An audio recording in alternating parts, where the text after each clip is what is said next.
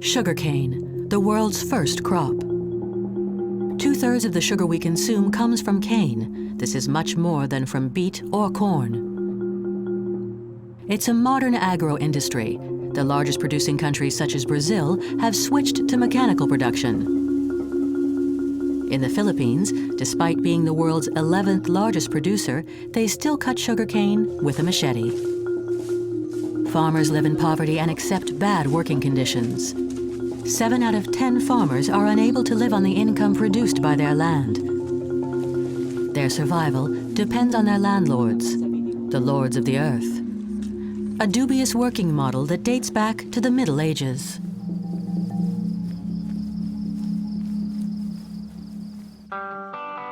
Sugar plays a large role in our daily lives. 60% of all processed foods in our supermarkets contain sugar. It can transform something that is naturally bitter into a mouth-watering product. The archaic working model in the Philippines dates back to the time of Spanish colonization. Tristan Lecomte remains hopeful. International trade expert and social entrepreneur, Tristan travels to the other side of the world to meet with small-scale producers. In the fields, sharing their daily lives, he realized just how our lifestyle affects nature and man. Tristan knows that simple solutions already exist that enable us to develop economic growth and protect social welfare while respecting our environment. Enterprising farming communities prove this on a daily basis, and it is these solutions that Tristan wants to bring to our attention.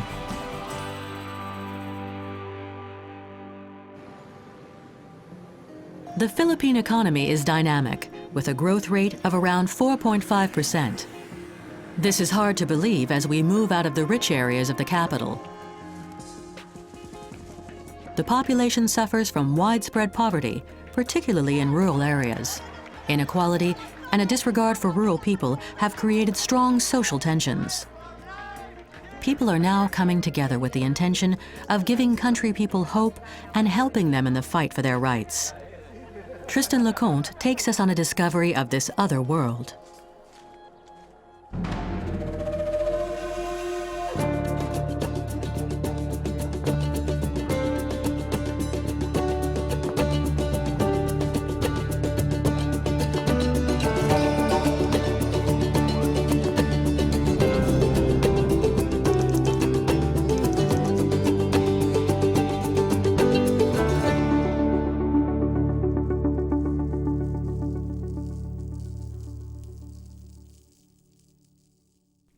The Philippines is an archipelago of 7,000 islands in the heart of the Pacific.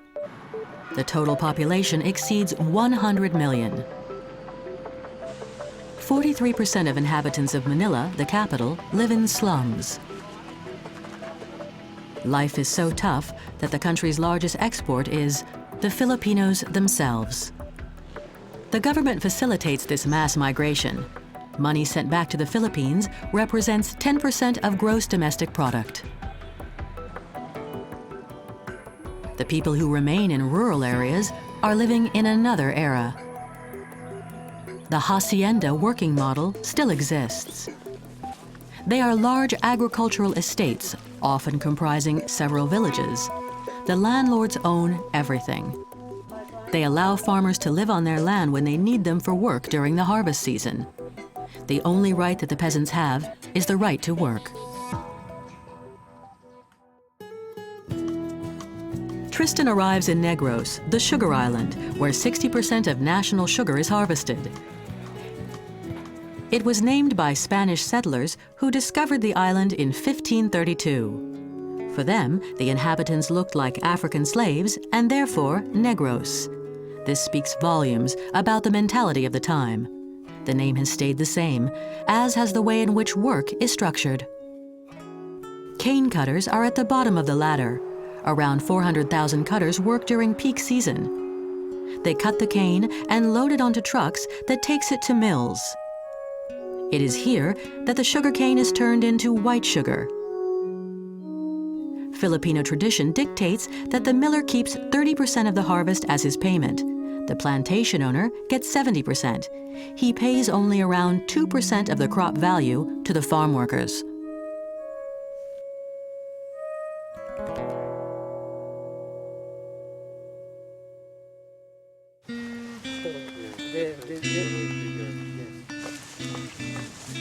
Their salary is barely enough to cover basic family needs. They are paid per job, per kilo of cane that is cut and transported. They work to breaking point for a few extra pesos, but even the strongest of them only harvest 2 tons a day. 2 euros per ton. We harvest 2 tons per day. One day?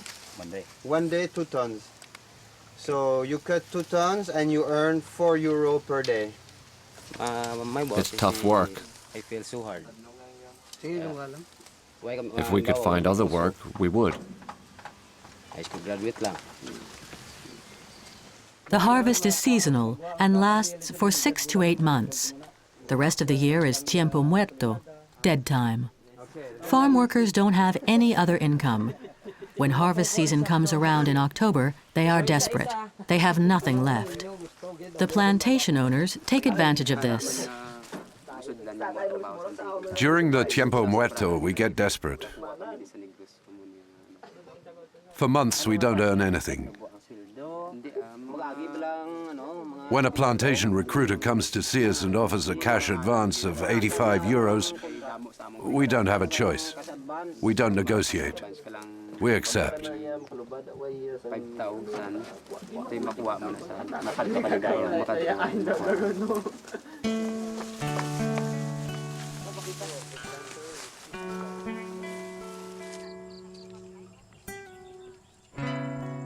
The saying goes that there is always someone who is poorer than a poor man, his wife. This is true in the sugar plantations. Women do not cut the cane, they plant the fields. They are paid less than the men as they are considered less productive.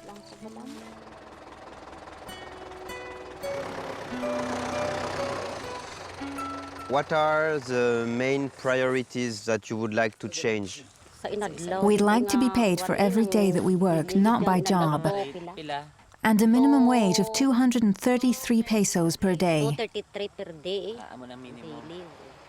4 euro. You would like 4 euro per day, and this is the minimum salary in the Philippines. And today you are just paid between 1 euro and 1 euro 50. But the minimum salary for daily rate is 233. But by the task, there is no minimum. There is no? There is no... Okay, so their situation is legal? Yes. Okay. Pay is structured using the PKO system. This dates back to colonial times, to days when a Spanish nobleman would not speak to a peasant. Plantation owners make one worker responsible for the distribution of wages during the season. The workers don't ever have any direct contact with their employer. They are unable to complain about their working conditions.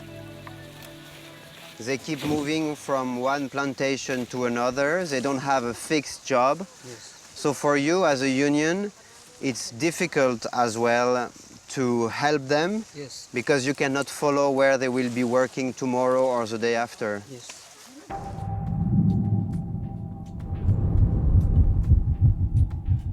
So the organizers of the union here in the Philippines are also victims. The extra arrest, extrajudicial killings, subject for surveillance. Do you feel scared sometimes as a unionist? Yes. Yeah. Some people threaten you. Yes. Who threatens you, for example? Armies ng mga private armies also of the planters. Planters, they have private armies. Yes. They hire private armies for security within their hacienda and also within their houses. The planters also as the politician and they control the politics here in the Negros, but also whole in the Philippines. Also controlled by These people.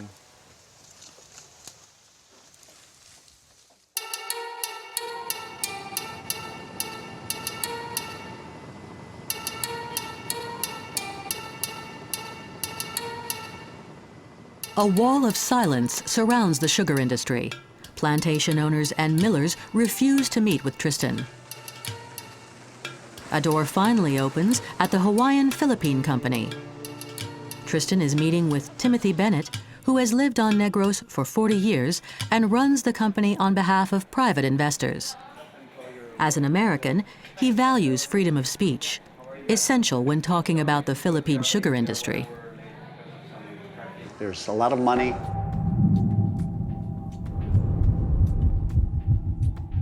There are a lot of people involved, and not only in the Philippines, in any place else in the world, sugar is a political commodity. In the Philippines, for historical reasons, sugar and politics are inextricably linked. In the 50s, America needed military bases in this part of the world, as it is a strategic region that faces the Soviet bloc. The U.S. made a deal with the government that they could settle on Philippine soil, and in exchange, America would buy their sugar at an elevated price. This agreement lasted for almost 30 years and was a great period for people who owned sugarcane estates. In the 80s, the U.S. withdrew, but they continued to help the Filipino state in negotiations with the World Trade Organization. Sugar importation is subject to high taxes and strict regulations. They no longer export sugar to the USA. However, they still monopolize the domestic market, a market of over 100 million consumers. Well, I would say, there are laws that are put in there. All sorts of things. We have trade agreements that are being set up by the government. I would say probably the Philippine Sugar Group is probably better organized than many other commodities or other business groups. So they can come in and say, listen, we need to tell the government what we think should be done. And I think the sugar industry is in pretty good shape. When you say in pretty good shape and very well organized to defend its interest, but for example, some workers, they say they are threatened by private armies of planters. What do you think about that? I can say the people who are taking advantage might be the guys who have the power to have the guns. And the guys who don't have the guns, that are the power. So then we all need guns, a bit like in the US, where everybody has guns. And then you got the Wild West, and you have a lot of dead people around, which is obviously not. In the early 70s, people came out in protest against the landowners and the way in which they governed the land. A peasant revolution was born, united by the desire to break down the feudal structure. In response to this uprising, President Ferdinand Marcos imposed a martial law. Civil rights were immediately restricted and the state gained control. This brought about a bloody repression, a police state, and numerous political assassinations.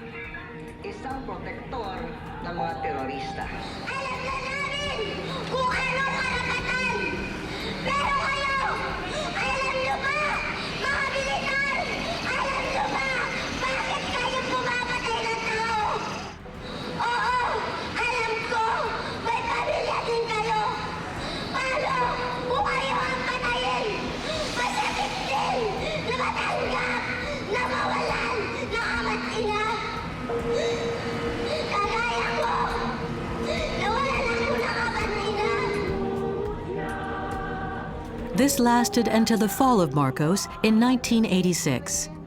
The country then started to move towards democracy.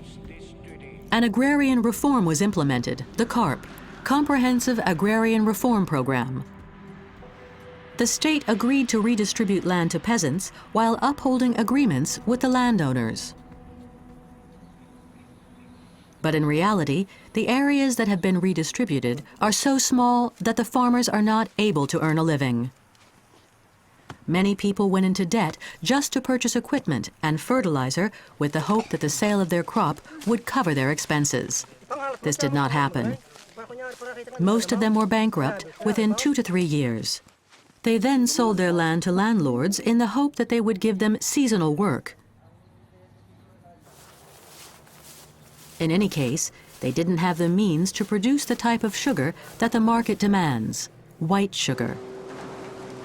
It is not a natural product. it is an industrialized product. Sugarcane is mechanically shredded in order to extract juice.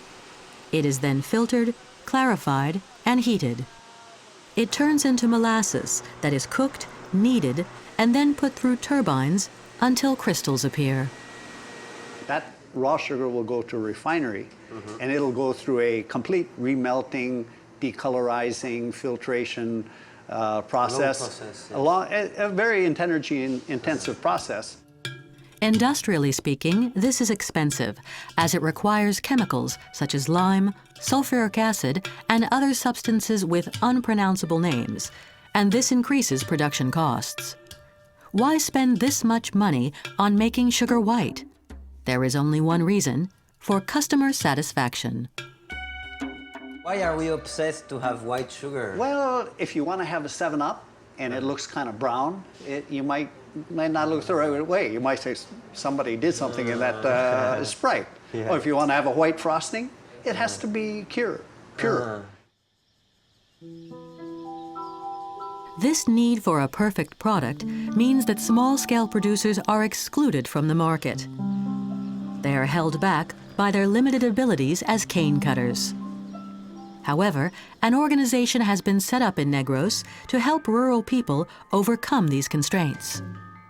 Since 1995, Alter Trade has helped 850 small-scale producers. They pool their crops to produce muscovado, a raw, unrefined Philippine sugar. To make muscovado, the stalks are crushed in order to extract the vezu, a juice that comes from the cane. It is then heated in tanks in order to evaporate any liquid, and we are then left with molasses. There is no chemical treatment, and this significantly reduces production costs. This is not the only benefit for the consumer. If we analyze the nutrients in 100 grams of muscovado and 100 grams of white sugar, we find that muscovado retains the mineral, calcium, and magnesium content that is found in sugarcane. The only downside is that it is brown and that it has a taste, the taste of real sugar. We're going to dry the sugar to prevent it from sticking, as it's like caramel. All Alter Trade procedures are artisanal, and therefore they produce a sugar of exceptional quality that is nothing like chemically treated industrial sugar, white sugar. This also creates jobs in the local area.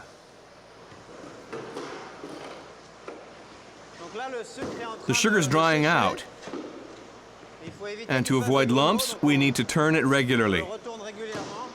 This work is rather laborious.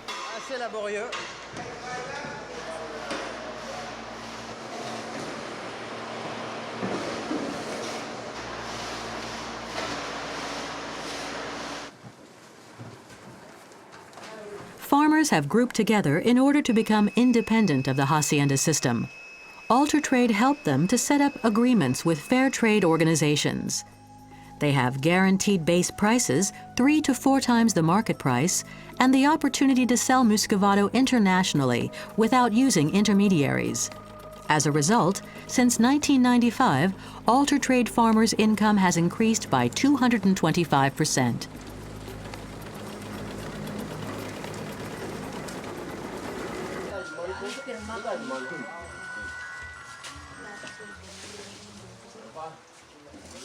¿Cómo está? Can I get my pay? It's ours. I have to go back? Yes. Okay, then I will not get any pay.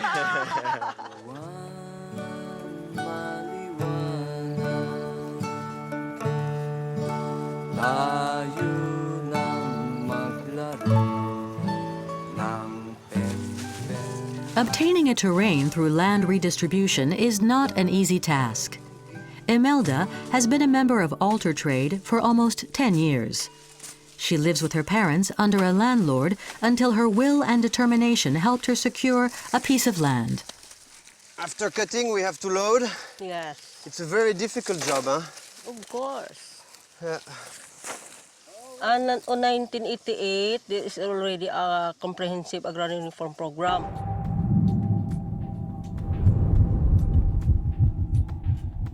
So the other people here registered to the Department of Agrarian Reform.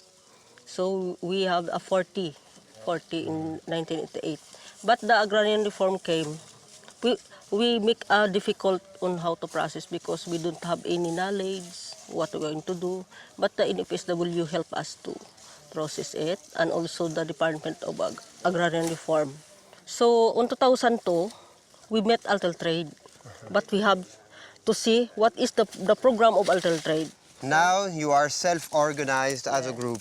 Yes. It's like your own company and organization. This is your truck, this is your cart, Yes. this is... This is your cane. Yeah. So it's easy for us. You say before the owner, he doesn't even let you eat one cane. Yes. Forbidden. Forbidden to for the hacienda before. But now, it's anywhere you can taste the sugar cane. Alter Trade members receive legal help and support, and they are also encouraged to gradually become independent. This motivates them to diversify their crops. Yes, this is part of the diversification project. We combine the livestock and also we put some other crops like peanut. After peanut, we planted corn. So and you alternate cultivation yes, to enrich the soil. Yes, crop rotation. Alter Trade indirectly generate revenue for more than 2,000 people in the sugar industry. But this only represents 3 out of every 1,000 workers.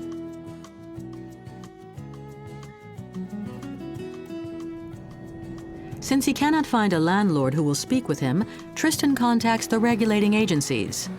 Back to Manila, where power is held.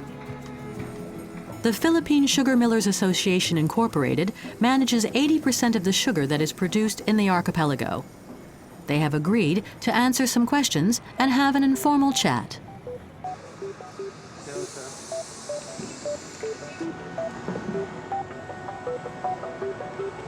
Thank you. Hello, good morning. Thank you. Can I go to see Sugar Miller Association? Yes, sir. Thank you. Most of the work that we do here is to establish an environment that will be conducive to the continuation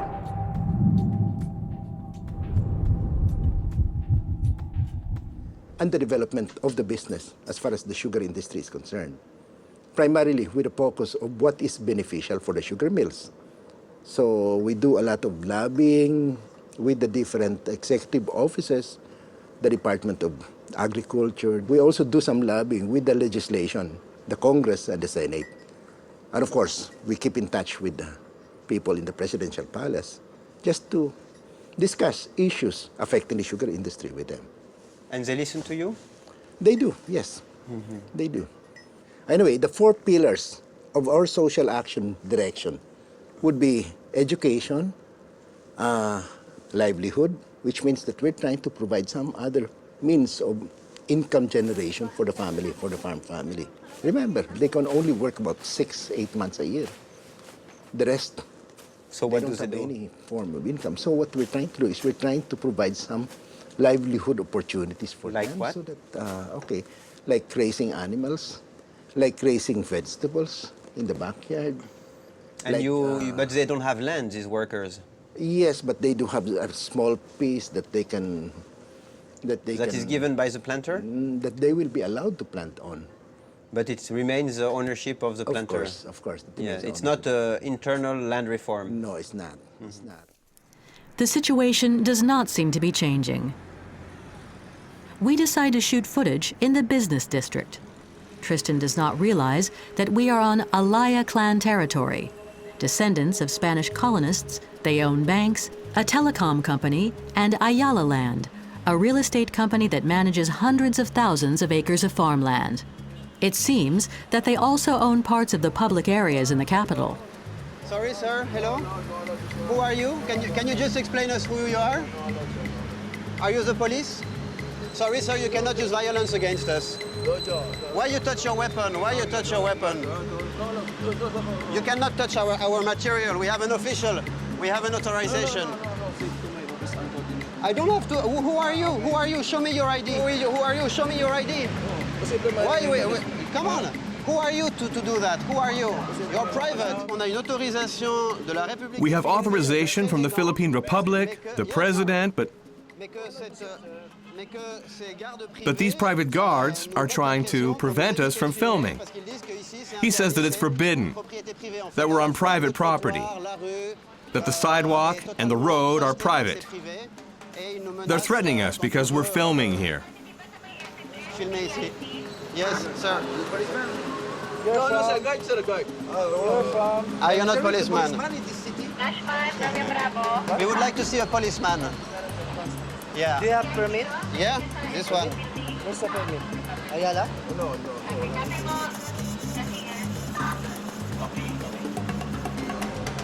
You must coordinate first in our office. We don't know who you are. Yes, that's why We are sorry, we want the police. We don't recognize you. You are just a private. Yeah, we want to see the police. We want to see the police. I'm scared now. I don't want to talk with you. I don't want to go in your office. I don't want to go anywhere. Huh? Yeah, we will stop, okay. Stop, then coordinate first. This is unsettling, and it's somewhat alarming that the people who carry weapons and wear uniforms are paid to protect the rich. We don't see private armies in the poor neighborhoods. In the Philippines, the oligarchs hold power, and they seek only to serve their own interests. How can this situation still exist in a democracy? There is only one way to find an answer to this question. We must meet with the people who the state tries to silence.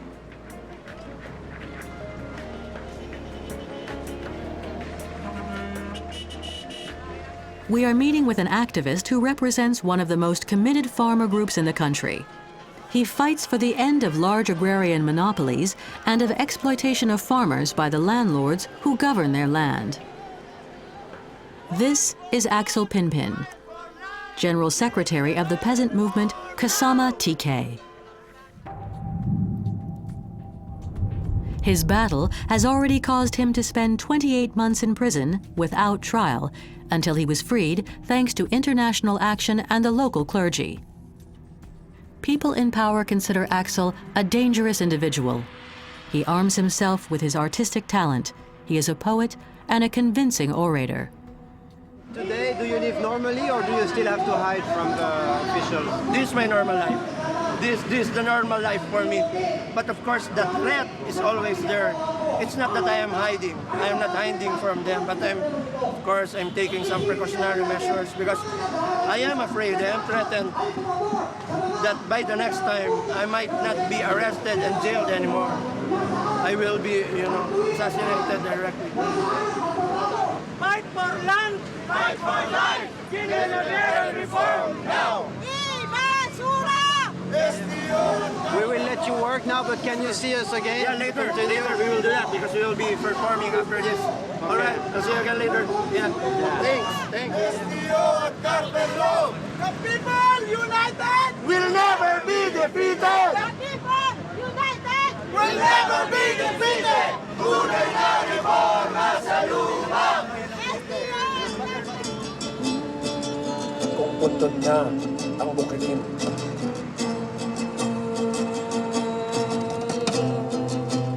When the farmland turns into grave. Kung punebre-yaring mga awit Prenayaring mga awit sa mga suyuan ng mga magbubukid at ang mga tula nila ay galit ng kasakit sa tanang pangitipid. Agunyas ang tipikal na himig nitong nangagluluksang mga kari. Pilapil lang siya ngayong hilahil. Kaya'y tubusin. Abawi ng lupa at ang laya'y tutubusin. Farmers' associations from around the world have organized an international forum for people struggle. It will be held in Manila in the coming days. The landless' struggle is not limited to the Philippines. We're expecting around 400 delegates from 40 countries. It will be officially starting tomorrow until July 9. But it already started last July 1. Are there some from France or? Yeah, definitely. I'll be looking for them. I'll be telling about this thing. And you went to France yourself as well once, no? Yeah, twice. In the spring of 2009 and the winter, during the winter. Can you sit here? Sure. And have you heard of José Bové? Oh yeah, of course, from the Confederation Paysan. Is it close, like what he's doing and what you're doing? Yes, because we are both members of La Via Campesina. And when you went out from jail, you didn't think to go back to a normal life? Honestly, Tristan, I did. In fact, even now, every single moment, minute and hour of the day, I always keep on thinking, is this still right? Probably I should go back to my normal life, to my petty bourgeois life. I think it is very normal, but what I'm trying to say is, because I'm always with the farmers, I'm always with the people, that's the best way to confront the crisis, the contradiction that you're having in yourself. So meeting the farmers and defending their rights is your fuel, is what moves you. Exactly. What is making it very difficult is all the policies and programs of the government. They're trying to manipulate the media and all, giving black propaganda against our movement. So it is very understandable to these people, to these farmers, that sometimes they're really believing in the government, but I'm not losing hope at all, because I know I am in the right direction. I know this is not a question of who is right and who is wrong. This is a matter of what is right and what is wrong. And I firmly believe that what I am doing, what our movement is doing, is really right. Philippines is officially a democracy. Is it really a democracy for everybody? Well, if you really spell democracy as demo-crazy, probably, yeah. I don't believe that the Philippines is in a democratic state right now. It's really feudalism. Yeah, unless otherwise, that 70% of the farmers were freed from being landless. That's democracy. Axel takes Tristan to a community of people who live on a territory owned by a landlord who has tens of thousands of acres of land. These farmers, their parents and their grandparents grew up here, but they can be evicted at any time. Axel's organization is helping them in the fight to own their ancestors' land. We call this place the American land.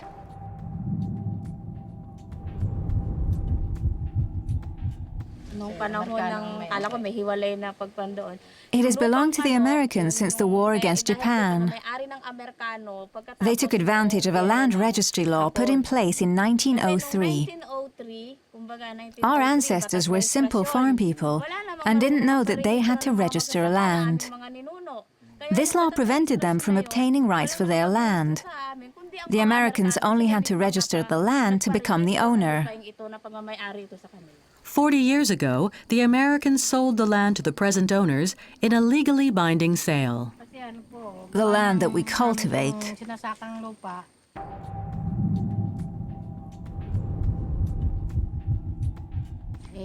has not been issued to us. The land reform program is in motion, but this land has not been redistributed yet.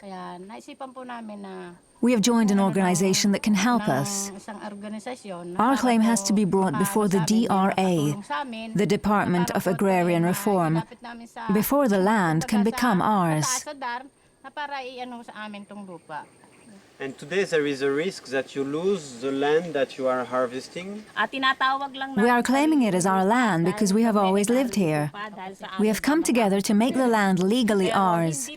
In the eyes of the government, it is not our land. It will only become ours if they implement the law. But you filed already? You deposit a document where you asked to become landowner? Yes, of course.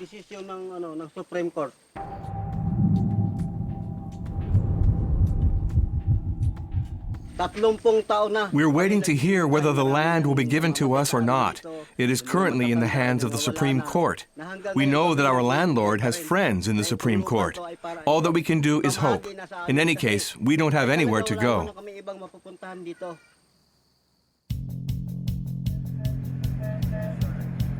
While some people chose to fight a legal battle, others decide to become politically active. The two men are going to see Beth, one of the leaders of Kasama TK. Beth is a small-scale producer and an important figure in the landless movement. He became politically active and was voted town councillor. He finds the present system inefficient and feels that institutions are only listening to the landlords. I was elected as a council member because I represent the small-scale producers.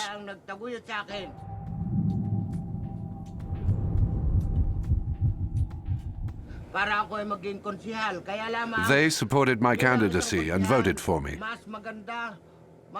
As a council member, I see that things only happen for people who are above and exempt from standard political procedure. I'm the only one who defends the interests of the country people. The others do not understand me and are not interested in what I have to say. My aim is to encourage other councillors to consider the farmers at the same time as responding to the aspirations and demands of the population. I'm overwhelmed, actually. I'd like to take a very important point that he said when you ask what's the most difficult thing. He said he has long been in the order of battle of the military, keeps on harassing him, isolating him to the people, telling bad things about him. But the more these things are happening, he became more resolved. He said, we are right. This is the exact reason why the government is doing this to me, because we are right. It's as clear as day. Our approach will put an end to oppression and exploitation. It will bring freedom to farmers and enable them to live on their land. In the future, violence won't be used against us.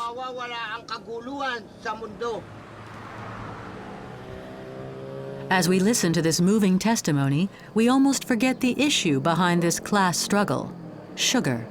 Beth's wife, Marissa, has brought a selection of sugars back from the market. Here we have white sugar, brown cane sugar,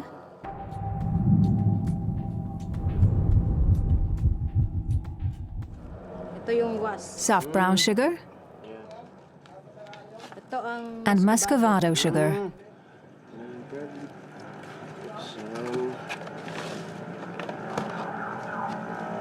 Alin ang pinakamasarap, which tastes the most delicious? So why everybody eats this one? Because they don't know what it really is. But you are a sugar worker. Yes, I make my own sugar. You do the sugar yourself. And your choice, like the farmer's choice, is muscovado. And you're a mother as well. So you choose the best for you and your kids. Yeah. Mommy knows best. So mom's choice and farmer's choice is muscovado. It seems that nowadays, wealthy people are consuming more and more muscovado sugar. In the past, foods such as bananas, sweet potatoes, and muscovado were eaten by poor people.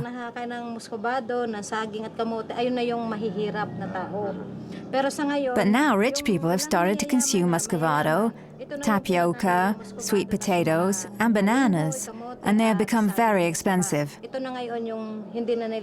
I've been told that certain wealthy people have stopped buying white sugar. She just articulated what you have said about the fashion, and the rich people are the only one who can afford this stuff. Okay, let's say I propose you 2 bags of white sugar against 1 bag of muscovado. What do you do? You keep your muscovado. She'll take her muscovado. Here, take the muscovado. Tristan and Axel's journey continues. It is clear that there are two opposing visions of what land means. For farmers, it's their livelihood. For landlords, it is a commodity, a financial product. Negotiations took place in 2002 with a consortium of agricultural enterprises from China who leased 1,200,000 acres of land for an indefinite period. They will plant sorghum, a cereal that is widely consumed in China. This amounts to legal colonization with advantages for landowners.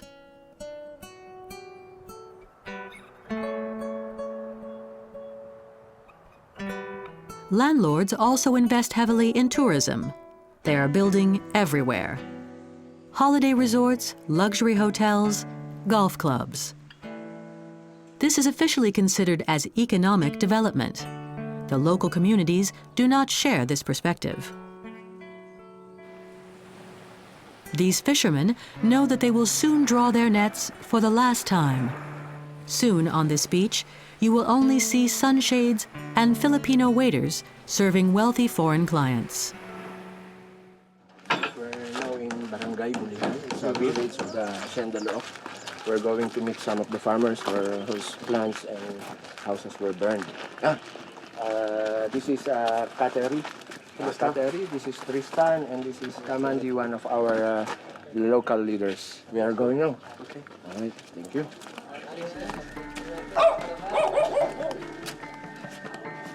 Whoa, slippery. I think walking barefoot is a lot more. Laws now exist that protect farmers' interests, but the landlords do not always respect them. It is illegal to evict a farmer who has been cultivating a particular terrain for more than 10 years. This is frustrating for a landowner who wants to sell the land. They all react the same way. Farmers who refuse to leave find their fields destroyed and their houses burned down, and no evidence of agricultural activity remains. Peasants without a house or terrain are obliged to leave. A few months ago, this was a banana plantation. Private guards destroyed the area. This whole part of the village was destroyed. This is the kind of situation that Axel is fighting against. We'll be mobilizing them to, improve the farm. For example, irrigation is destroyed.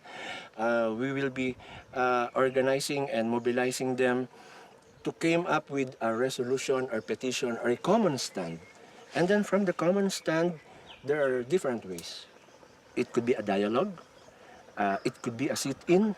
It could be a really militant protest. This is the thing that will really make a difference. I think... Sorry, we will turn the camera right now because someone with a uniform come with us. Yeah, that's all right. To see us?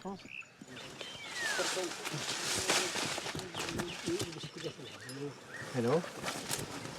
Can we understand why you're here? Oh, please, you can make your translation. You can talk in Tagalog and somebody. We were told that people were measuring the land. An information arrived, and they thought that somebody will be measuring the land, doing some geodetic engineering thing on the land. It's a weird world. Usually, people who go to the forest with a gun, it's hunters. But who do you hunt? Farmers? No, sir.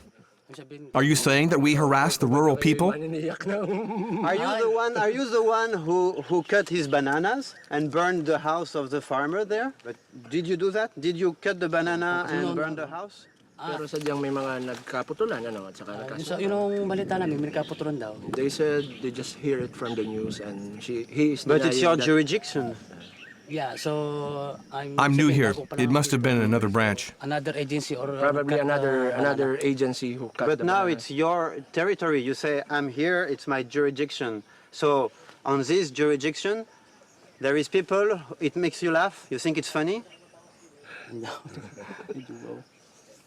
I don't think it's funny, I think it's kind of sad. Would you like that somebody comes to your house and burns your house? Would you like that? Things start to calm down. Westerners are treated differently to peasants. As they chat, one of the guards reveals that he is not just a private guard, but also a civil servant. Now you work for private, you don't work for government anymore. Yes, I work for the government. I work for the Ministry of the Environment. Appointed, something like that, appointed. So you are both appointed by the government and as well private Exactly, army. exactly. So you work together.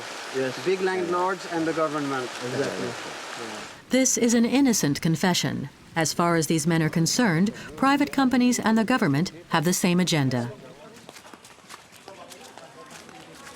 The guards deny having destroyed homes. The villagers disagree. Junjun insists that his house was destroyed. Can you tell us what happened with your house? They burned it.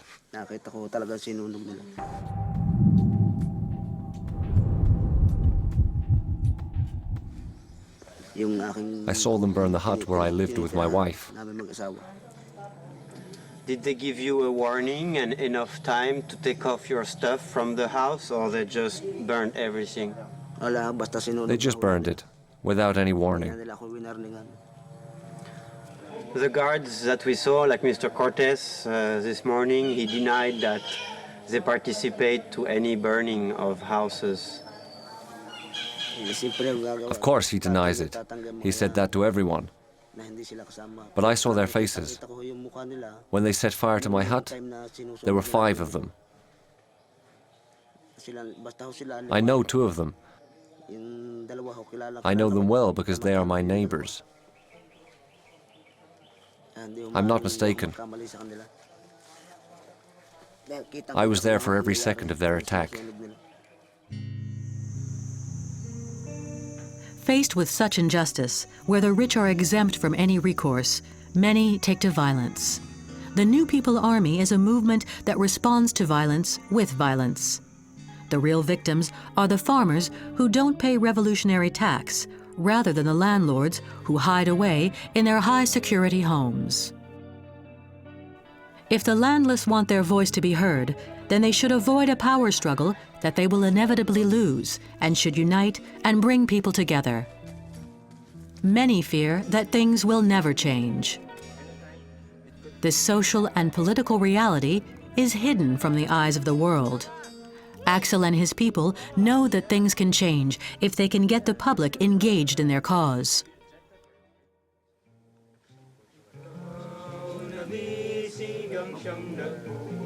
In order to raise awareness in his country and around the world, Axel uses the approach that he knows best: poetry and artistic expression. In the rural community of Los Americanos, people are preparing for a gathering that will be held in Manila. These young people will perform a traditional dance entitled "There's a Hero in You." A dance involving children from all over the country will lead the procession. Why are these kids making this choreography? Is it useful, and why? Yeah, it's a good question. Because imagine, the youth of today, they were exposed to Hollywood movies and internet and Facebook. Probably these young people have Facebook accounts. But it's good or it's bad? Well, for me, it's good. I'm a Facebook user. but what I'm trying to say is, if we are not going to organize them and let them realize the situation through songs, through music, through performances and poetry, how can they will be able to understand? I mean, tell them that we want to change the society, but maybe they will just say, all right, you change it by yourself. I am busy with my thing, I need to watch television. But I think through this, even a very small effort, they will be able to understand. And you should understand that most of them are not in school anymore. And you are optimistic for the future or not so optimistic? He wants to know if you have faith in the future. If we lose our land, then our prospects are grim. Our future is ominous. But if we hold on to the land, then we have a bright future for our children and grandchildren. I want to be more than an ordinary citizen. I want to change things. Before I was mute, now I want people to hear my voice. That's exactly what he said. So we can be friends on Facebook.